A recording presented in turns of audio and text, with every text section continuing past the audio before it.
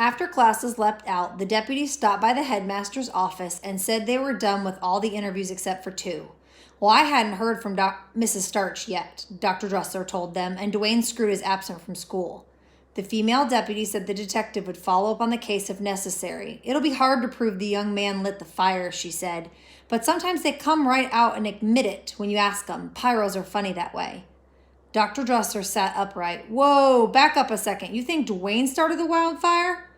Didn't anybody tell you, the female deputy said? The headmaster shook his head numbly. The kid has a history of doing this stuff. And the other deputy added, when she told Dr. Dressler about the fires, he couldn't conceal his shock. I had absolutely no idea, he said gravely. Let me give you the boy's address. We've already got it, thanks, from his juvenile jacket.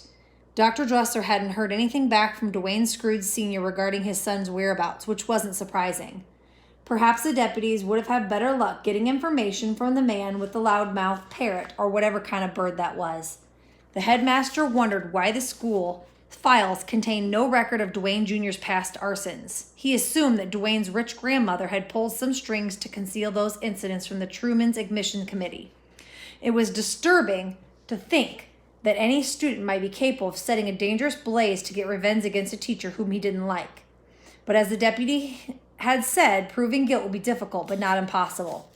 The fire department's investigators hadn't found anything incriminating at the scene, not even a burned match. The arsonist had done a good job of covering his tracks. As soon as the officers left, Dr. Dressler tried calling Mrs. Starch again. There was no answer at home or on his cell phone, or on her cell phone. Dr. Dressler's secretary popped her head in the doorway. The Carsons are here, she said. The headmaster grunted dejectedly. At least once a week, George and Gilda Carson came in to talk about their son Graham, who they were convinced was a genius and would advance at least 1, if not 2 grade levels by now. Dr. Dressler knew for a fact that Graham Carson was a rather average student who would benefit from algebra tutor or possibly a little extra help in French. He was a nice enough kid, but an over-eager and much more tolerable than his pushy, self-important parents. I can't deal with the Carsons. Not today, Dr. Dressler told his secretary, but they're waiting in the hall. Tell them I've got strep throat or my cat's having dental surgery. Make up something, the exasperated headmaster said and crept out the back door of his office. Even with his map tractor, Dr. Dressler had trouble finding Mrs. Starch's house. The address listed on the employment file was 777 West Buzzard Boulevard, which did not appear up on the GPS data disk.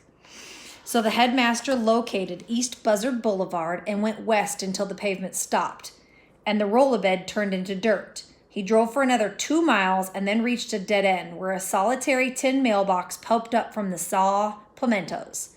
The number on the mailbox was 777, but there was no name. Dr. Dressler got out of his car and scanned the shrub in the woods for sign of a building. He found a scruffy, narrow path that looked more like a wagon trail than a driveway, and cautiously he trekked along the winding course until it led into a clearing. And there, shuttered and sagging, stood a 3-story wooden house. Weeds crawled up the walls and shades had been drawn behind the windows. As he had been first to admit, Dr. Dressler was not particularly a brave soul. He was very uncomfortable in scraggy situations, far from his comforting clatter and clang of civilization.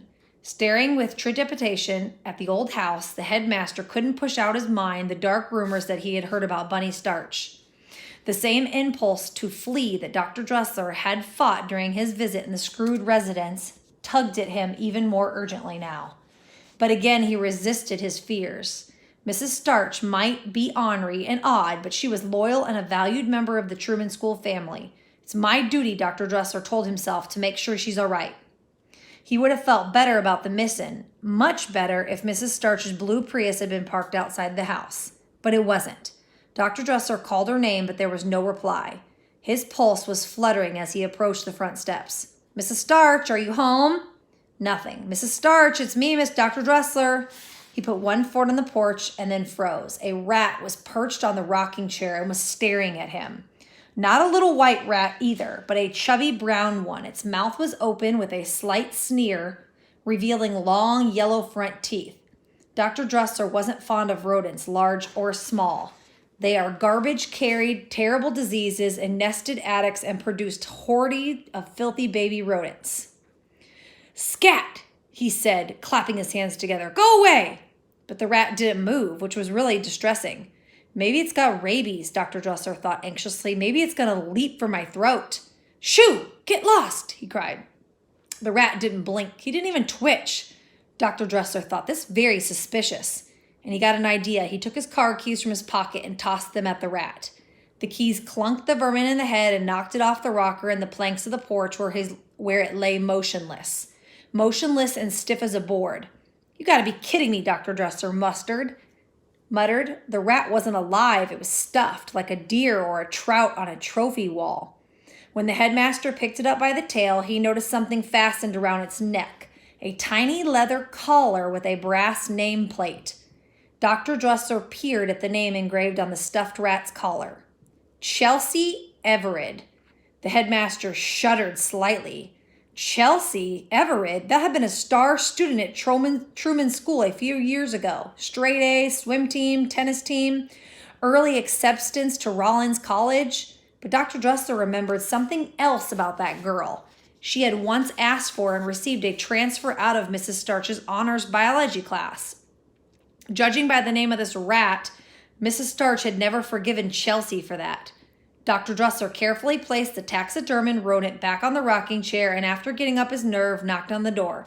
He was greatly relieved when there was no response. Hurrying down the steps, he glanced back at the gloomy, lifeless house and wondered if the headmaster of other private schools had ever had to cope with teachers as weird as Bunny Starch.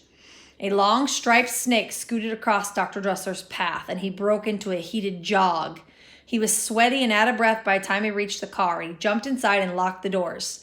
That's when something about Mrs. Starch's mailbox caught his eye, something he didn't notice before.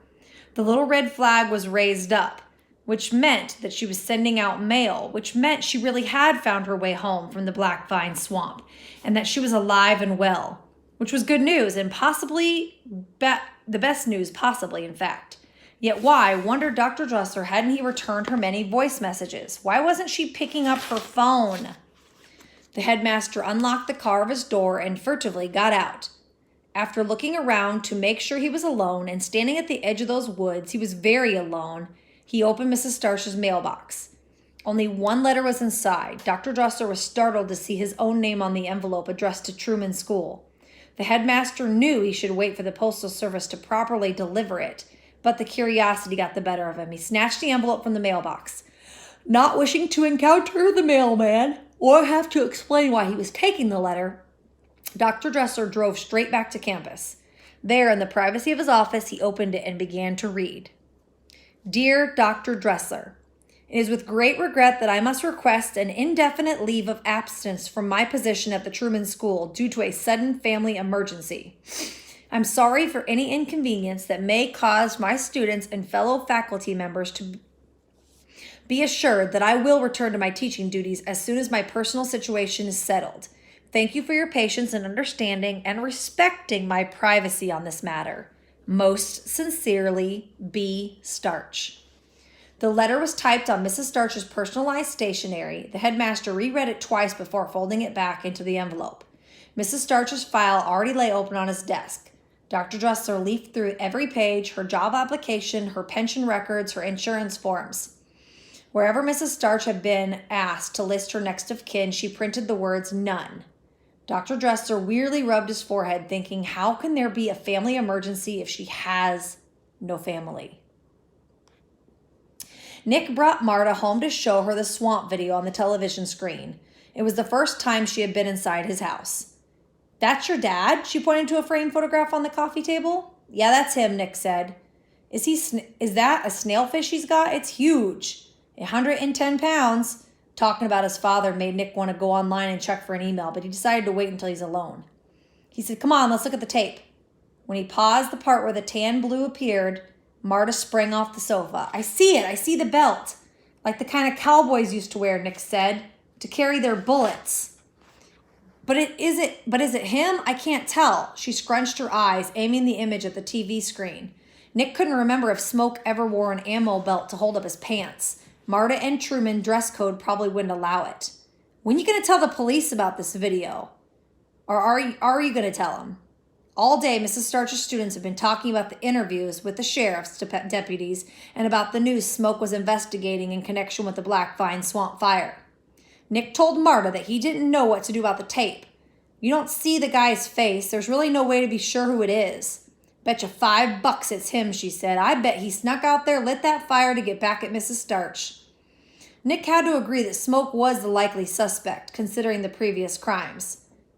"Where does he live anyway?" Nick asked Marta. "I don't know, and I don't want to know," he said. "Probably in a cave somewhere."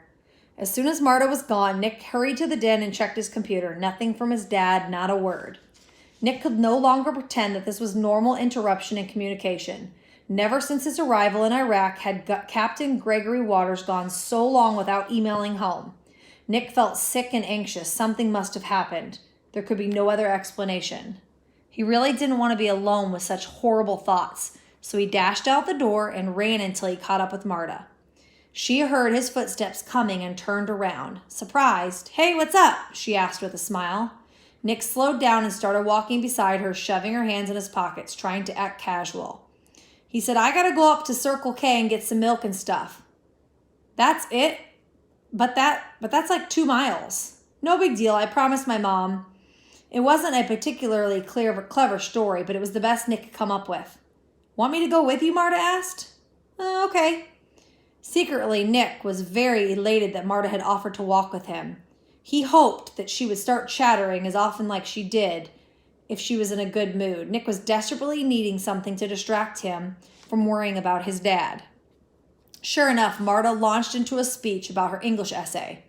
Jane Austen was the topic, and although Nick couldn't have been less interested, he let himself be dragged along in the conversation. His imagination was much better off in the British countryside than in the Albarn province of Iraq. To reach the convenience store, Nick and Marta had to cross Green Heron Parkway, a 4-lane street that connected to the interstate. The road had been open only a few months, but already it was one of the busiest in the county. Finally, the light turned red and the traffic came to a stop. Nick was halfway across the intersection when he spotted a blue Prius just like one of Mrs. Starch drove. It was 3 or 4 cars back in line, and Nick shielded his eyes from the sun so that he might see the driver. The glare was blinding. "Are you crazy?" Marta shouted back. "You're going to be flattened like a pancake." Nick hurried across the road, and the light turned green and the traffic began to roll. As the Prius motored away, Nick caught a glimpse of the driver, definitely not a woman. Nick couldn't see the guy's face, but he had wide shoulders, dark knit tugged down over his ears. A dark knit hat tugged over his ears. Wrong car, Nick thought. And then he noticed Marta standing at the curb, watching the blue Prius as it disappeared down the highway. "Weird," she said. "He had the same kind of license plate of you-know-who." "Seriously?" Nick hadn't noticed. "Everybody wants to save a poor old manatee," Marta remarked. "I guess," Nick said, pondering the coincidence. When they reached the store, he realized he had only had 53 cents in his pocket, was pretty much blew his cover story that he was going shopping for his mom. If Marta figured it out, she never let on. She loaned him a couple bucks to buy a half a gallon of milk. Nick walked her back to her block and then headed home. Turning the corner of his street, he was surprised to see his mother's car in the driveway. She never got off work early, except for the time that she had gotten sick after eating a bad burrito in the jail cafeteria. Opening the front door, Nick called out, "Hey, Mom!" She wasn't in the living room or the kitchen. He put the milk in the fridge and went down the hall to his parents' bedroom. The door was closed. "Mom?" Knocked lightly. "Mom, it's me." "Come on in." She was sitting on the edge of the bed next to a wad of crumpled tissues. Her eyes were bloodshot and she was sniffling. Nick felt his knees turn to rubber. "Oh no," he said. "He's not dead, honey, but he's been hurt." "How bad?" Nick rasped. His mother reached out and pulled him close. "He's on his way home." "How bad?" Nick asked again with a tremble. His mother kissed his forehead and dabbed the tears on his cheeks. She said, "He's coming home, and that's all that matters." End of chapter.